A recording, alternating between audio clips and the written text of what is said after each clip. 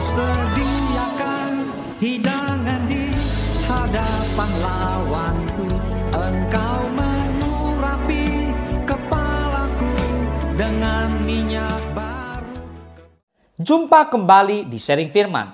Tema Sharing Firman hari ini adalah gunakan iman, bukan logika. Saudara, coba perhatikan beberapa kata-kata atau kalimat berikut ini. Dan saya percaya, kata-kata atau kalimat berikut ini barangkali pernah kamu dengar. Jangan pakai otak, tetapi pakai hati. Orang Kristen tidak boleh pakai rasio, tetapi pakai iman. Hidup dengan Tuhan tidak bisa dilogikakan. Nah, orang Kristen diminta untuk lebih mengutamakan iman ketimbang akal budi. Setujukah saudara dengan pandangan itu? Ayo kita bahas. Nah, Paulus juga berkata demikian dalam 1 Korintus 2 ayat 12-16. Bahwa hikmat manusia atau akal budi membawa pada kesia-siaan. Ayo kita baca. 1 Korintus 2 ayat 12-16. Kita tidak menerima roh dunia, tetapi roh yang berasal dari Allah. Supaya kita tahu apa yang dikaruniakan Allah kepada kita. Dan karena kami menafsirkan hal-hal rohani kepada mereka yang mempunyai roh. Kami berkata-kata tentang karunia-karunia Allah dengan perkataan yang bukan diajarkan kepada kami oleh hikmat manusia, tetapi oleh roh. Tetapi manusia duniawi tidak menerima apa yang berasal dari roh Allah. Karena hal itu baginya adalah suatu kebodohan dan ia tidak dapat memahaminya. Sebab hal itu hanya dapat dinilai secara rohani. Tetapi manusia rohani menilai segala sesuatu, tetapi ia sendiri tidak dinilai oleh orang lain. Sebab siapakah yang mengetahui pikiran Tuhan sehingga ia dapat menasehati dia? Tetapi kami memiliki pikiran Kristus. Boleh katakan amin? Nah, sesungguhnya Paulus tidak memaksudkan bahwa tidak perlu lagi memakai hikmat manusia di dalam kehidupan sehari-hari. Konteks perkataan Paulus adalah kritik kepada orang-orang Yunani dan Yahudi yang sangat mengagungkan filsafat. Segala sesuatu yang berhubungan dengan iman dianggap sebagai kesia-siaan dan kebodohan. Bahkan harkat, martabat, dan derajat manusia diukur dari seberapa hebat dan mampu manusia mendalami ilmu filsafat. Iman disingkirkan. Oleh karena itu Paulus menegur jemaat di Korintus bahwa manusia tidak hanya butuh hikmat, tetapi juga kuasa Roh Kudus. Roh Kuduslah yang memampukan manusia berkata-kata tentang Allah. Paulus tidak mempertentangkan hikmat manusia dan iman. Keduanya bersatu menjadi hikmat yang benar di mata Tuhan. Ada orang mengatakan masuk Kristen tidak ada jaminan masuk surga. Jika lu masuk Kristen dan lu yakini Yesus adalah Tuhan, apakah lu pasti masuk surga? Itu nonsens katanya. Lu lihat Yesus adalah jalan, kebenaran, dan hidup. Tapi jika tidak mau merubah diri lu, nggak bakal masuk surga. Nah saudara, seringkali sebagai orang percaya, kita tidak bisa bedakan antara logika dan iman. Harusnya orang percaya adalah orang yang harus gunakan iman dibanding logika. Saya percaya Bapak Ibu semua terlalu banyak ayat firman Tuhan yang menegaskan bahwa ketika kita percaya Yesus adalah Tuhan, kita mendapatkan bagian di dalam kerajaan surga. Artinya kita masuk surga. Tapi namanya keselamatan harus kita kerjakan. Tidak boleh kita sia-siakan. Kita bahas. Salah satunya adalah Yohanes 14 ayat 1-4. Janganlah gelisah hatimu. Percayalah kepada Allah, percayalah juga kepadaku. Di rumah Bapakku banyak tempat tinggal. Jika tidak demikian, tentu aku mengatakannya kepadamu. Sebab aku pergi ke situ untuk menyediakan tempat bagimu. Dan apabila aku telah pergi ke situ dan telah menyediakan tempat bagimu, aku akan datang kembali dan membawa kamu ke tempatku. Supaya di tempat di mana aku berada, kamu pun berada. Dan kemana aku pergi, kamu tahu jalan ke situ. Katakan amin. Jadi dari ayat ini jelas bahwa ada jaminan bagi orang percaya, orang Kristen untuk masuk surga.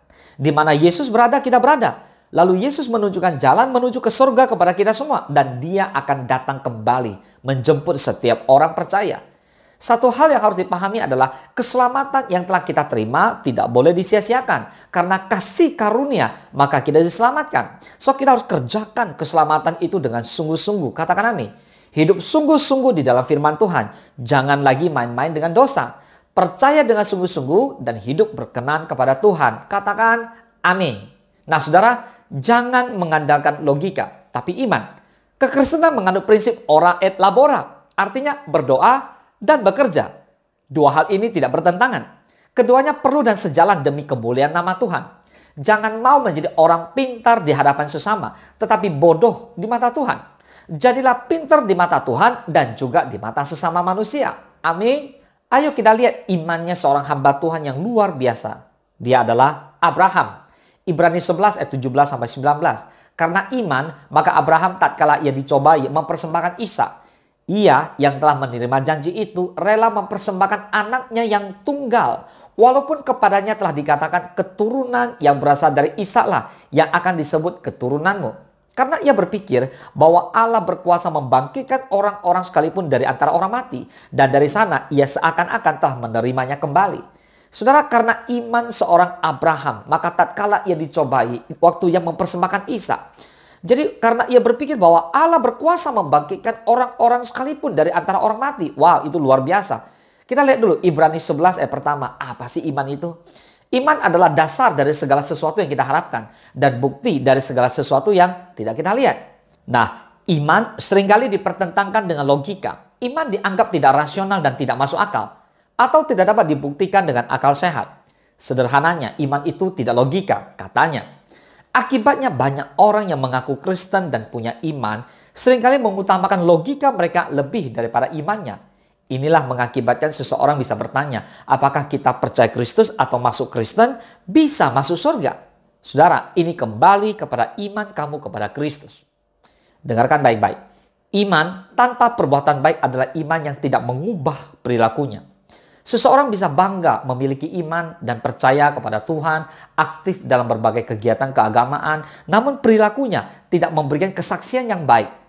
Nah, iman itu tidak mentransformasi dirinya. Tidak ada bedanya dia memiliki iman ataupun tidak. Ingat, iman tanpa perbuatan baik adalah iman yang kosong atau iman yang mati. Ibarat tubuh tanpa jiwa. Mati artinya kosong, tidak hidup, tidak bekerja dan tidak berguna. Nah, sekarang dengarkan ini. Iman yang benar adalah iman yang bekerja sama dengan perbuatan baik. Iman dan perbuatan baik akan berlangsung secara terus-menerus. Iman terlihat dalam perbuatan baik dan perbuatan baik menjadi bukti adanya iman itu. Jadi iman dan perbuatan tidak berdiri sendiri-sendiri. Yang mengerti boleh katakan amin. Saudara, jangan terus banggakan logika kamu. Sebab logika tidak akan pernah dapat membawa manusia kepada keselamatan. Tapi iman mampu. Logika tidak akan pernah mendatangkan mujizat. Tapi iman bisa. Logika terbatas. Tetapi iman tidak dapat dibatasi. Kalau saja Abraham menempatkan logika yang utama, ia pasti tidak akan mau mempersembahkan Ishak sekalipun itu Allah yang minta. Sebab logika mengatakan Ishak pasti mati. Dan Abraham akan kehilangan anak satu-satunya untuk selama-lamanya. Seorang anak yang telah dijanjikan Tuhan dan diberikan Tuhan di masa tuanya.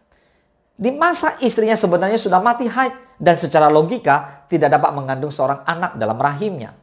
Dan saya bersyukur Abraham menempatkan iman di atas logikanya. Abraham rela dan taat kepada Allah, mempersembahkan Ishak dengan imannya, bukan dengan logikanya. Bahkan kemudian kita tahu bahwa dalam imannya, Abraham sanggup berpikir kalaupun Ishak mati, Allah, Tuhan dapat membangkitkannya kembali. Ini luar biasa sekali. Iman Abraham yang besar menguasai logikanya. Hasilnya, sebuah pemikiran yang tidak lazim pada masa itu timbul di pikiran Abraham, yaitu kebangkitan. Katakan amin. Logika tidak akan mampu membuat Abraham berpikir tentang kebangkitan. Itu pasti. Sebab di dalam zamannya, bahkan zaman sebelum Abraham, belum pernah terjadi ada yang mati dan kemudian hidup lagi. Belum ada kisah kebangkitan yang dapat dijadikan referensi oleh pikiran Abraham pada waktu itu. Kalau selama ini saudara lebih menempatkan logika di atas iman kamu, pesan sederhana untuk kamu adalah berubahlah. Berilah tempat yang utama bagi iman melampaui logika di dalam kehidupan kekristenan kamu. Nah, saudara, nikmatilah pekerjaan-pekerjaan besar Tuhan kita Yesus Kristus yang pasti akan terjadi lewat iman kita di dalam hidup kita mulai saat ini, mulai detik ini juga. Katakan amin. Mari kita mulai hari ini dengan belajar mengiringi Tuhan Yesus dengan iman kita, bukan dengan logika kita saja. Tempatkan imanmu di atas logika kamu. Katakan amin. Tuhan Yesus memberkati. Engkau sediakan hidangan di hadapan lawanku. Engkau mengurapi kepalaku dengan minyak baru. Ku sembah Kau Tuhan, ku sembah Kau Yesus. Ku tinggikan nama-Mu di atas segalanya. sembah Kau Tuhan, ku sembah Kau Yesus, ku tinggikan nama-Mu.